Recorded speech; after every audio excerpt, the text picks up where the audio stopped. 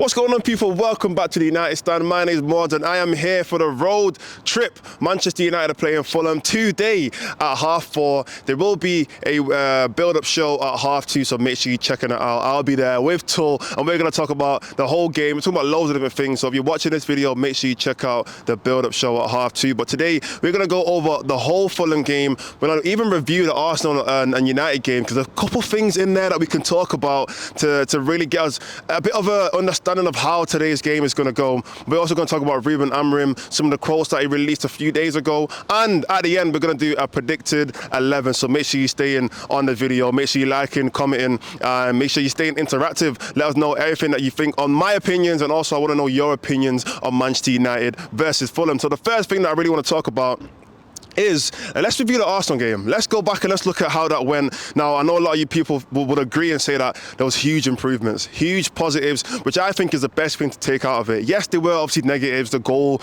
is probably the biggest negative. How can we avoid that happening again? But there are a lot of positives to take from that game. I think the way we played out from the back was a lot more encouraging, a lot more fluid. You know, we had a lot more possession, which was a bit surprising. You know, you look at a team like Arsenal, they're used to having 60-70% possession against most teams, because that's how they play.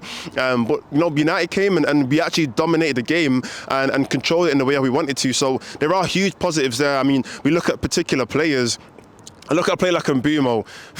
I mean, I knew how good he was, but he surprised me as to how good he really was, because him on the ball, him as an outlet going forward, he's such a threat to other teams, and what he can do out wide, even coming in, you know, cutting inside on his left.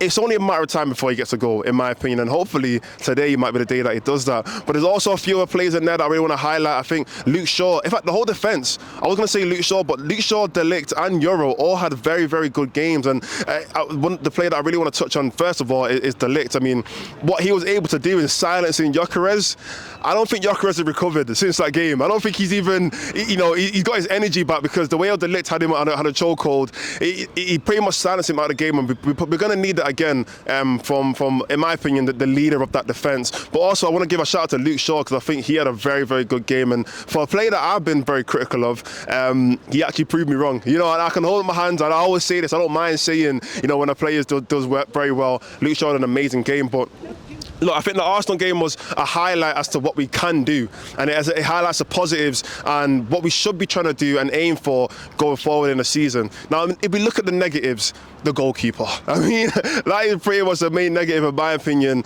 We really do need to find a new goalkeeper, because the fact that, first of all, Onana was available.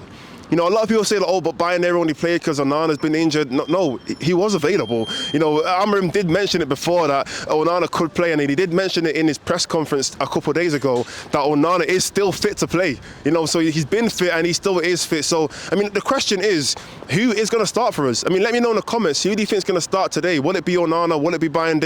Will it be Tom Heaton? We don't actually know, because he did mention all three goalkeepers are fit and ready to play. So we might actually see a Tom Heaton start. Imagine, that'll break the internet. Amorim's broke the internet a few times, but if we see a Tom Heaton start, that'll really ruffle some feathers. But I think, you know what, you can't really blame him, because like I said before, that goal was the difference. You know, we could have ended up going on in that game and getting another goal, and possibly even winning that game if we didn't concede so early on to a mistake. So that for me was the main negative going on from the Arsenal game. But moving on, I mean, speaking on Amorim, there is all the conversations about, are these tactics going to work? Are these tactics going to develop? Can the players really buy into what he's got? And in my opinion, I can see improvements. I'm not fully convinced. I'll be honest, I'm turning one of those guys. I'm not fully convinced, because I still feel like he can get the best out of certain players. And, you know, I look at the starting 11 that he picked on last Sunday against Arsenal. There were a few players that, in my opinion, I would have picked somebody else. I'm not the manager. You know, I'm not the manager, so he even really cares. But, for example, I would have picked Ahmad over Dalot. And I think that's a few people that I've spoken to would also agree that if Ahmad was playing in that game in that first half, it would have been a different story, because it almost felt like Mbeumo was isolated by himself up there. When the ball was getting transitioned into attack, it felt like it was just Mbeumo by himself, and he was trying to figure it all out until Ahmad came on the pitch, and then we saw a little bit more of a link-up play. But he decided to start Dalot to kind of defend the game early on and hopefully try and kind of catch up later on in the game. I've never really been a fan of that. I've always thought, you know what, go out into the game how you mean to end it. If you want to go win the game, you want to take the game to Arsenal, start the game like that.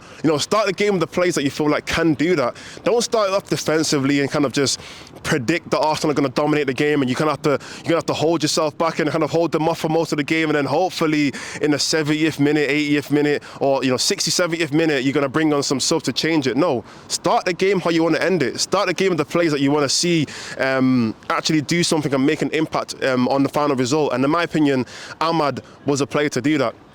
So look, that's just a few differences that I feel like could be made in today's game against Fulham. But look, I want to talk a little bit about Fulham. This is the United stand, not the Fulham stand. But the Fulham and United game has always been a very difficult one. I mean, I looked at some of the stats here, which I thought was very, very interesting. In our last 6 games, the games have either ended in a draw or been decided by 1 goal, which I think is very interesting, because that means it's usually a cagey game, especially when you're playing like Craven Cottage. That's a very... I know a few Fulham fans, and they always say that Craven Cottage is one of the best stadiums. Obviously they're going to say that because they're the fans, but they say that because of the intimacy, it's not a huge stadium, everyone's pretty close to the ground. It's a very difficult place to play at, and it has been very cagey games. Like I said, the last 6 games have been decided by 1 goal. Also, Fulham have never beat United at home. I thought that was the craziest stat. Since 2010, I'm going to say, since 2010, because that's where the stats kind of came up to, Fulham have actually never beat United at home. So that is a big thing to take out from these stats, because are they going to finally break that curse and beat United, or are we going to continue to go over there and get a result? But you look at how Fulham played in the last game against Brighton. They narrowly, when I say narrowly, I'm talking about 96th minute winner from, I think it was Muniz, or how you pronounce his name in it, but good player, but 96th minute winner, and not winner, equaliser, and they drew 1-1. And in that game, I watched that match of the day, Brighton dominated that game. Brighton were the better team. Brighton clearly outplayed them. They got a goal pretty early on in the game, and realistically, they probably should have won. But the interesting thing that you have to take from that game is Fulham got an equaliser from a corner. Now, United, I mean, look, let's be honest, corners are kind of like, it's almost like our kryptonite. It's the thing that breaks us down. It's like we can't get over the hump of conceding from set pieces. But Fulham did get a last minute goal from a set piece. So hopefully that's something that we focus on and we set up to kind of avoid conceding from set pieces, because that is how they ended up getting a point. And now they're in 9th place, so they've got more points than us. Hopefully we can go and get the 3 points anyway.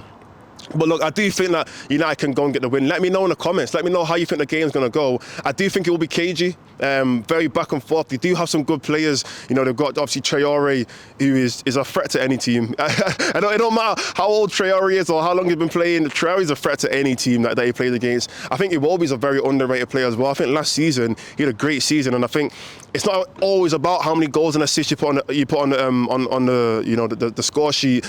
Just look at how he impacts the game. I think Iwobi is a very underrated player, so it'll be interesting to see how he does. If he's playing on the left, on our right-hand side, we'll be playing Ahmad or Dalot, and obviously Lenny Yoro. It'll be interesting to see how that kind of battle, that duel goes on, and whoever comes out on top. So, look, I think Fulham do have a decent team, but United are definitely capable of getting a win. Now, I'm going to go quickly onto my predicted 11. So in goal, I mean, it's hard to even say, I'll be honest, but I'm going to go Bayern there again. I don't think he's going to drop him after one game. He clearly does prefer him because he picked him in that Arsenal game. So I feel like he's going to give him another chance. But that one's really up in the air, if I'm being honest. The back three that I'm going to go for will be the same as the last game because I feel like they did a very good job. So I'm going to go Lenny Yoro as a right centre-back, De Ligt central centre-back, and Luke Shaw in the left centre-back role. But again, this is what I think Amorim's going to pick because I don't see why he would change it because I do think they did a good job. At right wing back, I'm going to go with Ahmad. I think that's something that should have been changed a bit earlier if he didn't start, but I think Ahmad should start this game. And on the left, Dorgu, because he is our best left wing back, and I do feel like even though he didn't have the best game, if I'm being honest, there is a lot that Dorgu is good at. So I'm going to put Dorgu left wing back. In there's two central midfield options. I think this is another interesting conversation, but I'm going to keep it the same.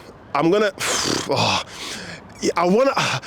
I think he's going to keep it the same. I think he's going to pick Bruno and Casemiro, but I really want to see Mainoo play. I really want to see Mainoo play in this game because he didn't get any minutes against Arsenal, and I feel like he could have changed the game. I mean, we were losing late on in the game. You're going to bring on your players to get you a goal. Mainoo's done that. Remember the Lyon game? I know you remember it. Mainoo's done that, so I do want to see Mainoo play, but I think he will pick Bruno, Casemiro. And I think the front three is kind of obvious. Cunha and Bumo, two amazing players, and a striker. It might not be obvious, but I really want to see Sesko start. Let's see Sesko get our first start against Fulham. It's a bit of a easier game to start, I guess, compared to Arsenal. But hopefully if he starts, he can get a bit more comfortable, a bit more confident playing football for United, and you know, build up them chemistries, them partnerships, the players around him, and hopefully we can see him get a goal. That would be amazing, seeing Sesko get a goal. But yeah, that is my starting 11, my predicted 11 anyway. But let me know in the comments, what do you think about that? Any changes that you would make, and also anything you think, any opinions you have on the Fulham game. Thank you guys for watching. I'm seeing you in the next one.